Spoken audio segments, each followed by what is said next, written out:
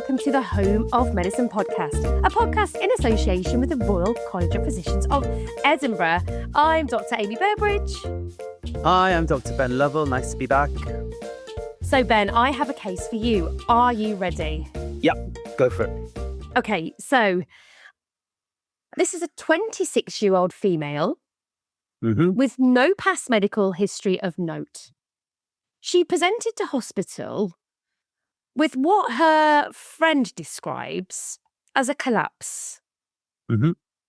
Now, I saw this patient on day 4 of hospital admission, but I'm going to take you back to day 1. So the friend says that they were out for lunch and they were having a really nice time. They had a really nice dinner. There wasn't any alcohol drank during the lunch.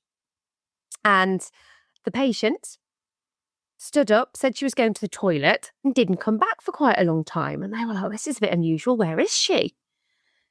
They went to the toilet and they found her collapsed on the floor. She was rousable. She woke up. She was not confused, but just very, very sleepy. There was no obvious cause of the collapse. The friends just say it didn't really make sense. They found her on the floor.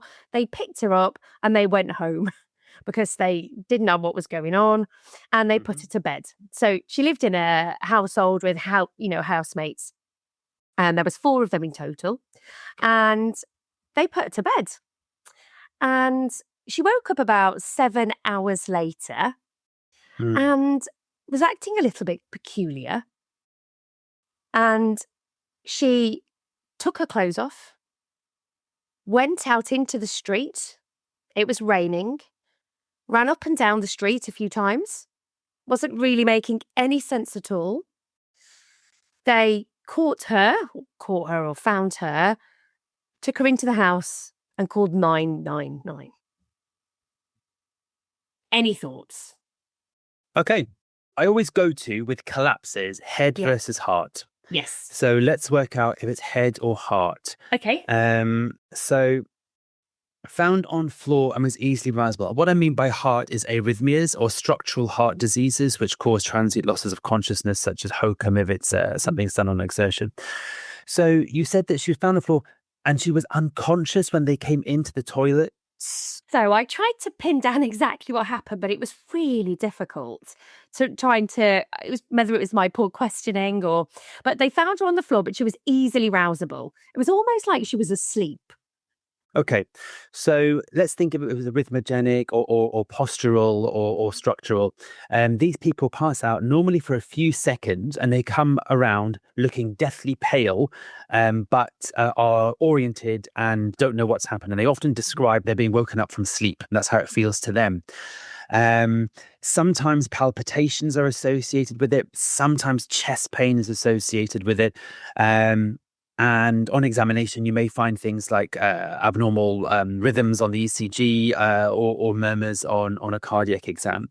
So that's only by hearts. By heads, I mean, is this epileptic? So she collapsed because she had a seizure and she lost consciousness. Now, these people tend to go down quickly. They can go down any position, standing, lying, sitting. They can be unconscious for longer. They can be associated with epileptiform movements such as jerking or shaking. They're difficult to rouse and they're post-ictal afterwards. And color-wise, they can go pale. They can go quite purple or sort of almost cyanotic when they're having an attack. So that's why I was asked about in the history from the bystanders. And the other thing is worth thinking about with heads, just coming down the line is sort of functional things like non-epileptic attack disorder, but I don't go there yet. And of course, I guess heads could also involve things like encephalitis, so a viral infection which is causing encephalitis, because that can cause seizures or any kind of neurological impairment and strange behaviors as well. So I'd be interested if there's any fevers associated with this. Now, at the moment, I can't quite commit. She was roused easily. It happened while she was walking. And that sort of points towards a cardiac issue. And she was fine, but she goes home and then she behaves strangely afterwards. And that sort of could be post-ictal, but that's after a 7-hour sleep. So I'm feeling this is neurological. So I'm going to go down that road for now because there shouldn't be a cardiac cause that would make her take her clothes off, walk down the streets in the rain, and all that sort of behavior. So is she having temporal lobe epilepsy? Did she have an epileptic event? Do we need to scan her brain and do an EEG? Or has she got a central nervous system infection? Do we need to start thinking about whether MRI and a lumbar puncture are necessary? So based on the scant information you give me, that's my immediate jump. And I've done a very long lecture there, but I normally can get there in about 15 seconds of you telling me the information. That's where I immediately went to, but it sounds slow because I'm explaining my laborious thought processes. Okay, so what are you going to do? I want to take a full history. Okay. You said no past medical history, but let's do a proper history, a proper med school history. Okay. Present a complaint. I'm going to get a friend either on the phone or face to face, and I'm going to say, I want a beat by beat account of everything that transpired when you entered that toilet. In fact, when you arrived at the restaurant, I like to ask the patient, were you fitting well when you woke up this morning? Were you all right? Or were you feeling a bit funny? Do you remember getting up, going to the loo? What's the last thing you remember? What's the next thing you remember? How did you feel when you wake up? Had you bit your tongue? Did you have a headache? Had you wet yourself? I want to ask the friend, what did she look like on the floor? Eyes open? Eyes closed? Did she respond to her name? What color was she? Any weird movements? Did she get up straight away or did she sit on the floor saying, where am I? Did she look irritable and have a headache, sound postictal? So I need to interrogate both the patient and the witness so I can sort of pin down what I think's going on. And then, of course, I want to know things like drug history, social history, alcohol, smoking, recreational drugs. And then I'm going to do a proper head-to-toe examination, which will be a very focused examination looking at the cardiac and the neurological systems. Okay. So basically, you're going to do a timeline, a very clear timeline of the history, and then you're going to do a full systematic examination. Mm-hmm. Yeah. Okay. So I'm going to give you some more information then. So to be fair, when I was looking at the notes, that was really where it ended from the history perspective before I saw her. And the diagnosis, and you've already mentioned it, was given of encephalitis. And she was started on intravenous acyclovir and ceftriaxone.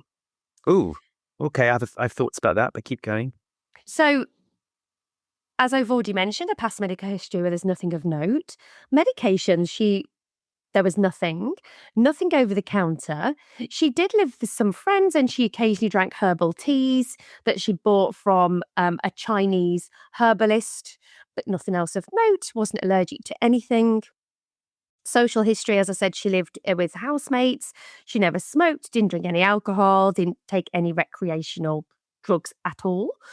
She was working in sort of like a setup company for the internet. So I'm not entirely sure what it was, but I never, to be fair, really know what people do outside of medicine. But she enjoyed her work. And that was really, aside from that, there was a few questions. So she denied fever. There was no headache, no shortness of breath, no chest pain, no palpitations, no bowel, no bladder problems. She wasn't pregnant. She'd had no coryzal symptoms previously. There was no recent infection that of note. Her periods were completely normal. Okay. I find encephalitis a very, very reasonable diagnosis. Yeah. And starting acyclovir, I had a little wobble on ceftriaxone. Me too. You know, ceftriaxone is a treatment for bacterial meningitis. Yeah. And you said she's got no headache, no meningism, no photophobia. So the ceftriaxone is a bit weird for me. That doesn't make any sense. Acyclovir, fair enough. You can start it pending further investigations. The only thing to watch out for acyclovir from my point of view is that sometimes can cause a nasty AKI in patients. Just to keep an eye on their renal function. Yeah. But I think it's reasonable. However, if you're going to treat encephalitis, then you've committed yourself to an MRI and a lumbar puncture. Absolutely, yeah. So MRI and the lumbar puncture weren't done. And also I'd like some blood tests, please. Oh, okay. So MRI lumbar puncture hadn't been done by the time I'd seen the patient. And she was on acyclovir, and as I've mentioned, ceftriaxone. And blood tests that had been done originally. In fact, actually, I'm going to ask you, what bloods would you like? FBC. No. Okay. I was going to say you can see lymphocytosis, lymphopenia, viral infection, CRP. Less than 3, normal. Okay. All right. Using. Normal. Okay. Now, I've seen viral encephalitis with a normal CRP before, but it's not as likely. Um, and you also think about autoimmune encephalitis and Mm, encephalitis, which wouldn't cause an okay. inflammatory response. Yeah. All right then. The blood count didn't take us any further. I'm intrigued she got to day 4 of both antiviral and antibacterial therapy, Mm. met you, and no further tests to confirm the hypothesis of encephalitis had been done. But it's not our place to criticize because we weren't there. But I think we ought to press on and really sort of test our diagnosis now. Okay. So when I saw her, the information that I've just given you is the information that I had. Hmm. So when I see encephalitis as a diagnosis, this is a cognitive bias of mine, which I am fully aware of. The first thing I say is it's not encephalitis. Without I know why you say that because you don't want to do why? the lumbar puncture. I love a number puncture actually. But yeah, so I think again, that's challenging my own biases, is that I've seen one case Mm. of herpes encephalitis, herpes, within my 20-year career. I've seen cases of viral meningitis and viral encephalitis, and I've seen cases of bacterial meningitis, but very few herpes associated.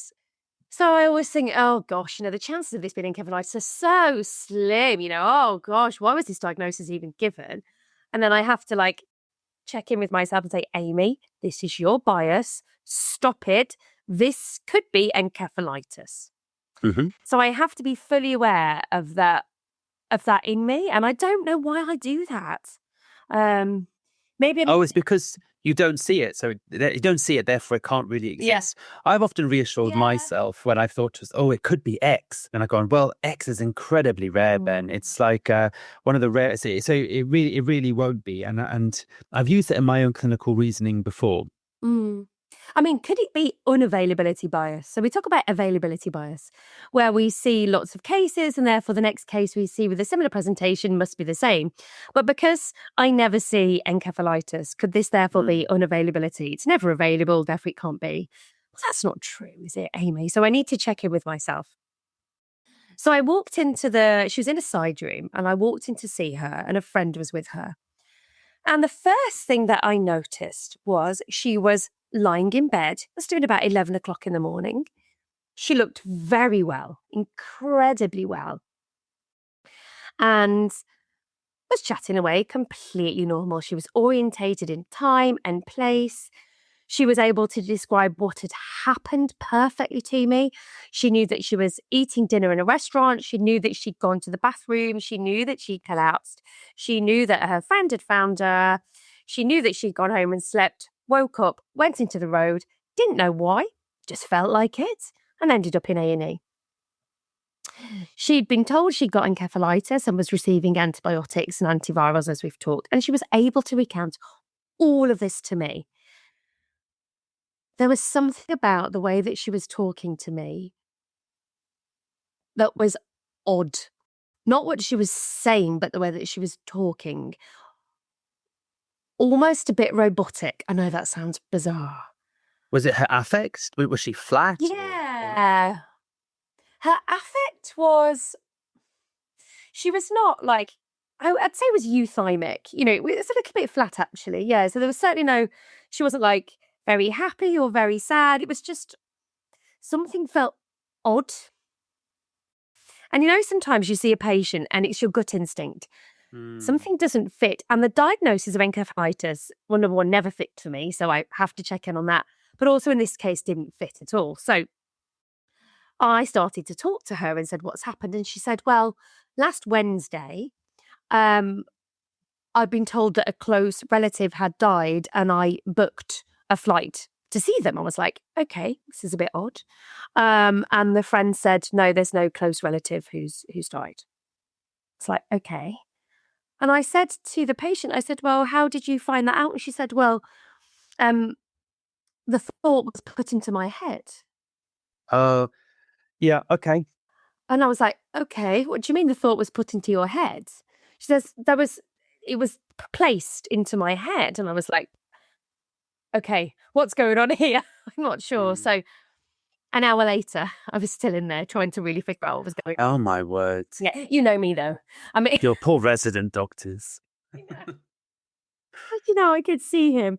Yeah. The resident doctor I was with was standing, and then slowly by the end of it, was sat on the floor. He had his own collapse, Amy. That'll be the case for was next week's episode, the collapsing resident. I was like, should we get you a chair? Anyway, let's moving on swiftly. So taking a further history, it appears that actually things had started to go wrong about 6 months ago. Yeah. When the housemate said something was a little bit peculiar, something was odd, but they couldn't put the finger on it. And she'd been to visit the GP, and the GP had diagnosed anxiety and suggested antidepressants and referral to a counsellor, but the individual hadn't taken up on that. And I looked at the notes, and it had got documented. The individual was very concerned that people were out to get her, which was interesting. And when I explored this a little bit more, when she was talking to me, it was like a completely normal conversation, but what she was saying was so strange, if that makes sense. So she was very lucid, very intelligent, but what she was saying made no sense at all to me. It was all very peculiar. So I thought, okay, I need to do a mental state examination here. Is this encephalitis or is something else going on? So what's going through your head now, Ben? She's thrown up two features of psychosis. One is thought insertion, which is a sort of thought, and the other one was ideas of paranoia or paranoid ideation. It is really, really tricky to differentiate a first presentation of psychosis from an organic CNS disorder. Yep. And sometimes it can be a point of a little bit of tension between the medical and the psychiatric teams. Even if somebody comes in and we see them, we go, oh, look, this is florid first presentation of psychosis. They've got all... The psychiatric team will still say, no, you still have to do that lumbar puncture. You still have to do that EEG. And sometimes that can be a source of friction. I remember at a conference, I was talking to a colleague from Germany, and he was saying, oh, this is just routine psychiatric practice in Germany. All new psychosis that get an LP and an MRI. That's standard workup, because we don't want to be treating someone with temporal lobe epilepsy with antipsychotic medications. We don't want to be treating somebody with a CNS infection with sedating drugs. And I said, oh, that's definitely not the practice here in the UK, but we do have the same fears as you. And I think we rely on, I suppose much more subtle, maybe more fallible ways of differentiating organic from psychiatric disease, which is very, very careful history taking and examination and calling on the expertise of both mental health and general physicians or neurologists to try and tease them apart. So at the moment, she could have a new diagnosis of psychosis. And sometimes it sounds like there is this prodrome of behavioral change, which are leading up to it, which makes you lean towards a little bit. However, I suspect from my own experience, if I were to call the mental health team, the liaison psychiatry, and say, I think this is psychosis, they'd say, well, hang on, get a few tests first. Where's the EEG? Where's the lumbar puncture? We're making a few bold steps here towards the diagnosis. However, I still think it's reasonable to ask them to come and assess the patient. Yeah. Because we've discussed it so many times before. A lumbar puncture is not a straightforward thing to do. It has risk. It's an invasive test. And if they come and they say, do you know what, this pattern that she presents matches perfectly, and I can say with a lot of certainty this is a psychiatric presentation, it means she gets out of painful invasive testing, So at this point, I'm thinking, CNS organic versus psychiatric, and I would be calling on the health team for their expertise in this situation. Otherwise, I feel she's still heading towards some more tests. You have just described exactly what happened in my head. Ooh. I know. So that exact thought process of this could still be organic, or it could be psychiatric. Yeah.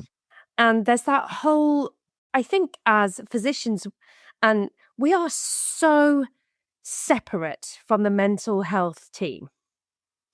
But a lot of the things we see in acute medicine, there are mental health conditions. I would see a lot of mental health conditions in acute medicine.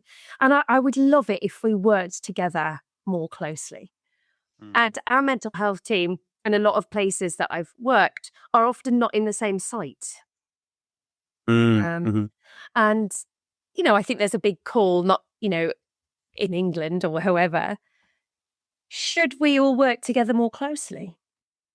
Well, this is why liaison psych was invented, Yeah. to try and bridge these silos. That it's a whole subspecialty of psychiatry designed to reach to medical wards and support this. I suppose it's not as available in every hospital as it is in others. Yeah, absolutely. So on further questioning, the patient said that she saw visions within the room and the visions were trying to tell her something. Mm-hmm. And they were telling her all sorts of things about family members, about people, about herself. She was also seeing parts of Greek mythology within the room that were talking to her and telling her things and inserting thoughts and feelings into her head. Mm-hmm. So I automatically jumped to, this is psychiatric. I've never known this happen in encephalitis, ever. Again, another mistake that I made there. Well, not necessarily a mistake, but a bias of mine that I was like, I anchored onto the first piece of information, thought, no, this cannot be organic. So I examined her. Her observations were normal. So blood pressure 120/70, heart rate 96, temperature 36.9, respiratory rate 16, saturations 96% on room air. Her ECG was completely normal. CT head was normal as well. Mental state examination. Mood-wise, a little bit flat. She was dressed appropriately. She was lying in bed.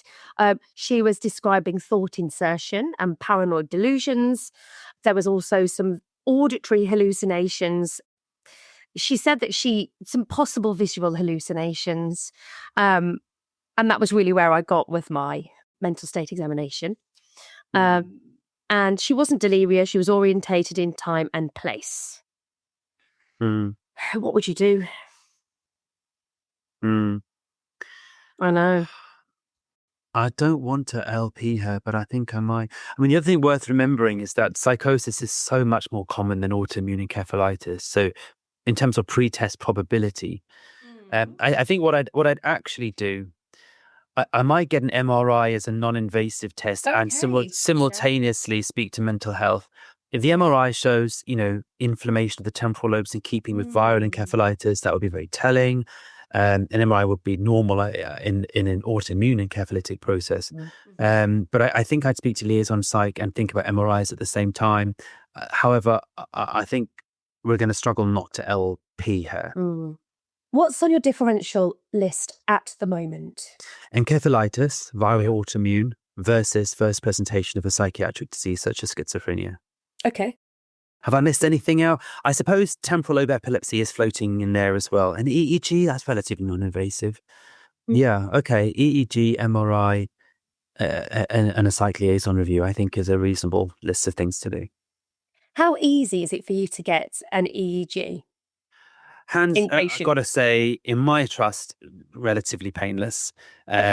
Usually we get them within one working day, a bedside EEG. Only Monday to Friday, 9 to 5. But depending on the busyness, I think our ITU uses them a lot for various ITU reasons. Check it for patients who are unconscious and ventilated. So there is a service. Okay, fab. So You don't. Yeah, absolutely. I mean, I think it depends where you work, but I'm going to be entirely honest here.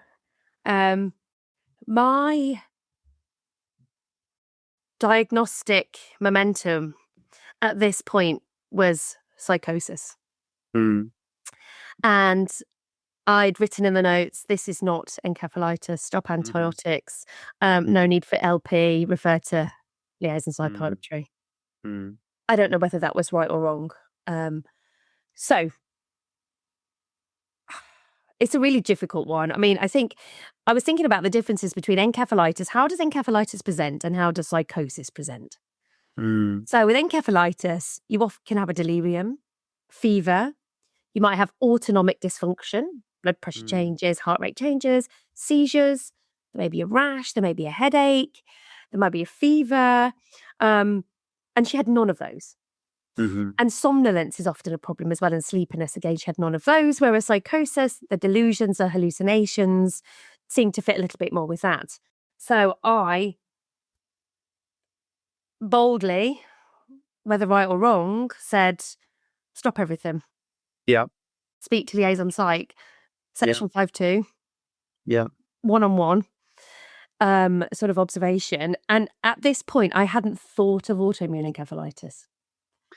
It's so rare. What is the prevalence? Like 5 in 100,000 or something. Autoimmune encephalitis. It's such a, and you can even get seronegative autoimmune encephalitis. So you can work them up. Nothing comes back on the immunological testing, but there's something going on. It's such a nebulous diagnosis for us to make in a general medical ward or an acute medical unit. It's really, really tough.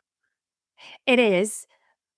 But when I hear about diagnoses of autoimmune encephalitis that weren't made early enough, it's Yeah. always because of the awful things that the patient has experienced because of that late diagnosis. Did you get her to draw a clock face? No. I remember reading a case report about how I have not looked this up, but someone who went through the Sounds system familiar.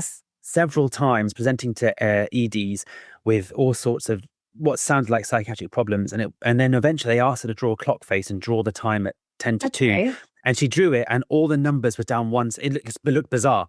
I remember seeing how she drew it and they're like, oh, your perception's gone screwy. Your neuroperception. And that's how they first thought, actually, maybe this is a neuropsychiatric problem. So I do ask them to draw clock face. I haven't seen it in my own personal experience, but I ask them to draw clock face now with a time on it, Okay. just in case that throws up anything interesting. Oh, that's something in my brain is reminding me of that, but I've never done it.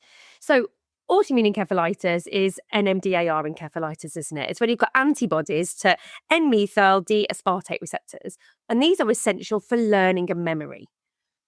So I guess what you're saying about the clock face would fit actually for not being able to remember how the clock face goes or the memory changes or ability to learn new things. However, I didn't think of that then. I'm going to be completely honest, that wasn't in my thought process at the time. And I spoke to a lovely, fantastic liaison psychiatrist, and they did a mental health act assessment on her that afternoon. And the diagnosis was acute psychosis. Mhm. And they started her on some antipsychotic medication, and she was taken to be an inpatient. Mm. Now, I guess this conversation that we've had and my reflection that I've done over the last sort of few months has sort of led me to think, should I have LP'd her? Should I have done an EEG? And, should I have thought more about organic causes instead of being very rigid about this is not encephalitis, it is psychosis? Did I put my diagnostic anchor down too soon? I think people appreciate decisiveness. Mm-hmm. Patients do, colleagues do, our resident doctor colleagues do. They want a clear direction. And I often do sometimes feel the push to be decisive. Sometimes that push comes on us in the sense of, let me just say, for example, we've spoken to psych liaison, they will not see until Yeah. the medical team have ruled out organic problems. And that leads us to write very strong statements like, this is not organic, this is clearly psychiatric, with all the best intentions. I think that I don't know how I feel about my German colleagues' perception that the general workup for psychosis is a lumbar puncture, EEG, and MRI for everyone. I don't think we're built for that. We're not resourced for that. I don't know if that's patient focused. I don't know if that would provide us with more useful diagnoses with few side effects, or are we willing to give a few people, epidural hematomas and post LP headaches in the name of or our total patient safety. I don't know the data on that. I remember a case of someone I saw in the psych area of our ED, where they put patients who need careful security presence and a one-to-one. And they said, psych have asked you to rule out organic problems. And I met this young man who was, to me, floridly psychotic. He was saying, the security men are talking about me. They've got it in for me. Maybe they did. They've got it in for me. People are plotting against me. They're all after me. They're all out to get me. And he was sweating and looked really agitated and was pacing the room. And I came out and said to my SHO at the time, that, this is clearly psychiatric. And I wrote something similar to you. This absolutely is not going to be, this is an index presentation of psychosis. This is not going to be. And anyway, I can't remember how, but they ended up scanning his head and he had a spontaneous subdural hematoma. And I've never seen a subdural present with psychosis before. And that really threw me for a loop. And maybe that's why my caution in this case today, and I'm doing some more tests, is based from that previous case bias, because I felt like a fool, to be honest with you. That was me saying, absolutely not. Stop this, stop that, go to psych. This man does not come to the AMU because this is not organic. And it turns out he had a neurosurgical problem. So that's maybe jaundiced my view a little bit of how I work up new psychosis. What I'd be super interested in is what happens to the people who present de novo with psychotic illness who don't come to the medical take. Yes. What happens to them? Where do they go? And who makes the call? I presume they're presenting to their GPs with subtle personality changes, and the GPs are referring to psychiatry. Are the GPs holding all that risk? Are the GPs the ones saying, oh, don't bother Ben down on the acute medical take because this patient doesn't need an LP and an A kind of imaging. I'll send him off to psych. And presumably that model works, because I haven't heard anything to the contrary.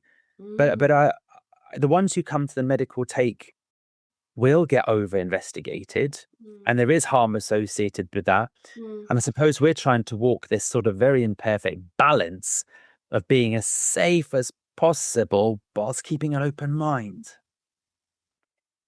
Yeah, absolutely. And when you're saying all that, I'm like, oh God, I should have done an LP. I don't know. We always see cases that will challenge us and make us question and reflect on what we did well and what we can do better next time. And I think the important thing about cases like this is being a reflective practitioner. And I know that we're both very reflective, and I have reflected on this case a lot and gone, okay, if I was to see this individual tomorrow, what would I do differently? Would I do anything differently?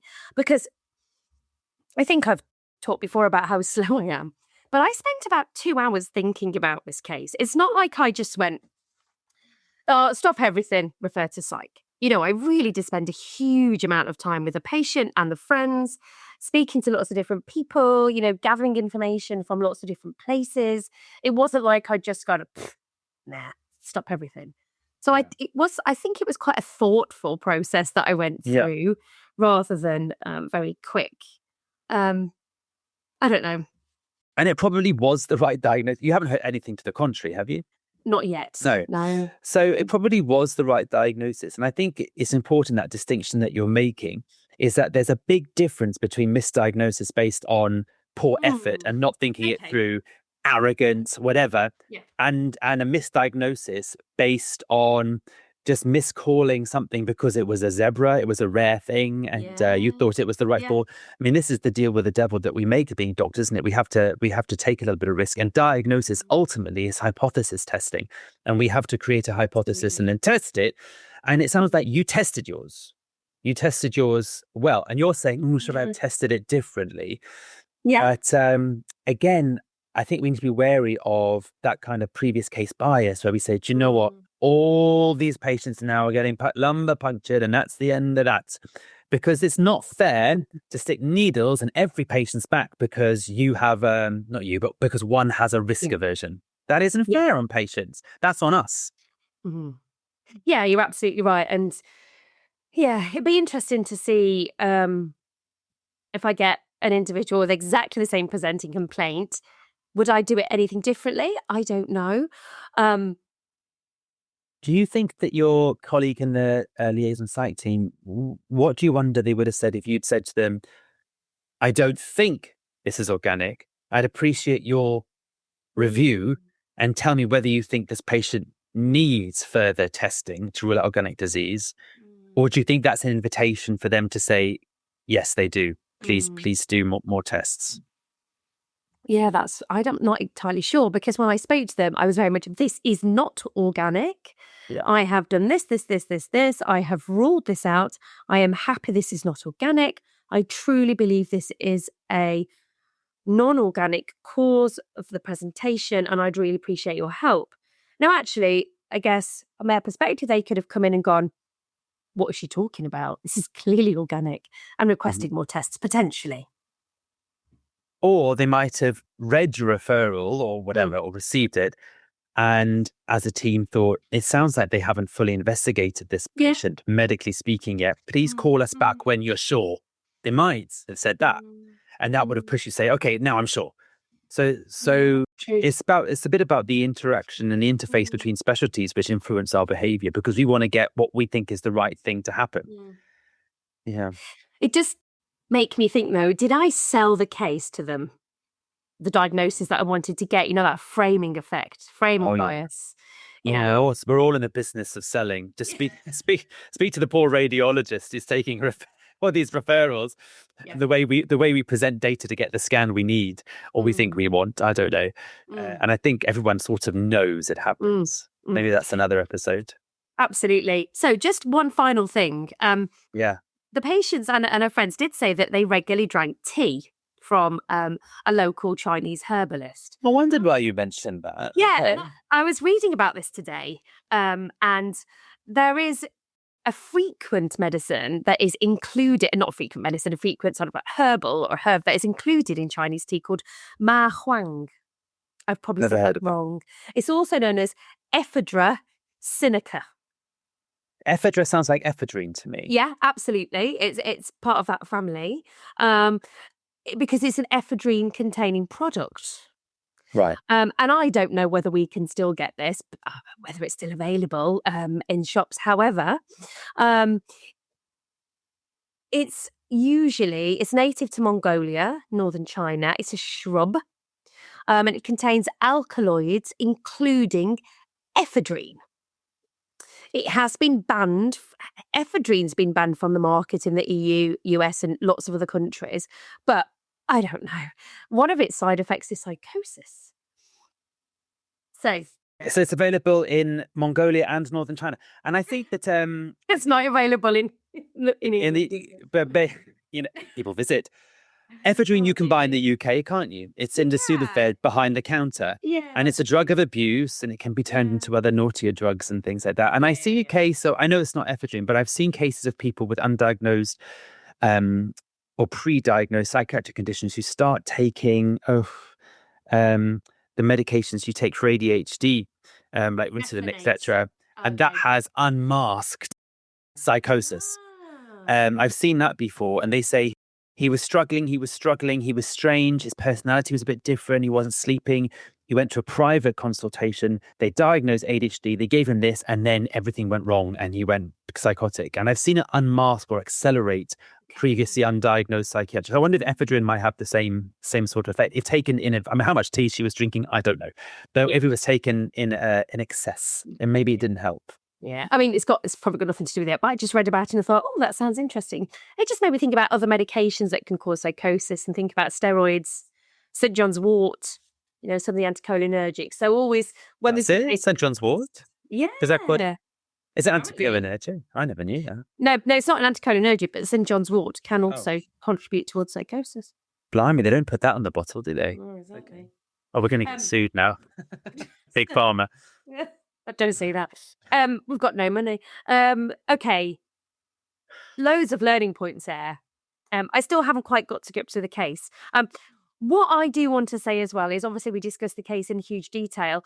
I have changed some of the patient identifiable factors and some of the story within that case to ensure that it's non-recognisable. Okay. Good.